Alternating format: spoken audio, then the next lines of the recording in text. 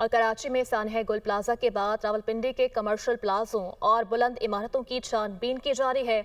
शहर के 163 प्लाजों और इमारतों में से 162 में फायर सेफ्टी सिस्टम न होने का इंकशाफ हुआ है, जबकि रेस्क्यू 1112 ने रावलपिंडी के तजारती इलाके खतरनाक करार देते हुए रेड जोन करार दे दिए हैं। अपडेट कर रहे हैं कि कराची में सानह गुल प्लाजा के बाद रावलपिंडी के कमर्शियल प्लाजों और बुलंद इमारतों की छानबीन का आगाज कर दिया गया है। मजीद क्या डिटेल सामने आई हैं, जान लेते हैं अपने नुमाइंदे अहमद भट्टी से। जी अहमद।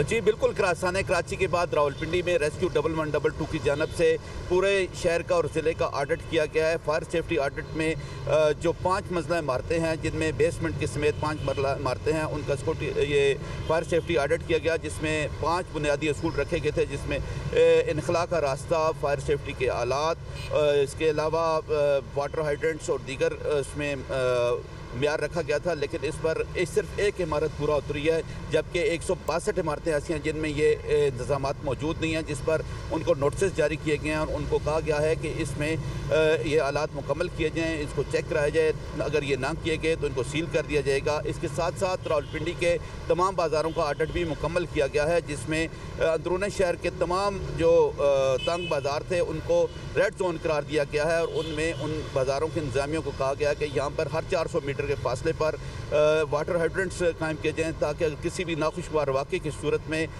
पानी की वहीं से रिफिलिंग की जाए। इसमें कुल 37 मकामात की सिफारिश की गई है, जहाँ पर इन इंतजामियों को कहा गया कि यहाँ पर वाटर हाइड्रेंट्स लगाए जाएँ, ताकि किसी भी नाखुशगवार वाक़े की सूरत में इस अमल को रेस्क्यू वर्क को मुकम्मल किया जा सके। रावलपिंडी के तमाम जो बुलंद व बाला इमारतें हैं, उनमें भी फायर सेफ्टी के आलात लगाने के लिए नोटिस जारी कर दिए गए हैं, ताकि आइंदा कोई ऐसा बड़ा सान्या ना हो। रेस्क्यू 1112 की खसूसी टीम इस सर्वे पर मामूर थी और ये सर्वे मुकम्मल करके आज इसकी रिपोर्ट हुकूमत पंजाब को भिजवा दी गई है।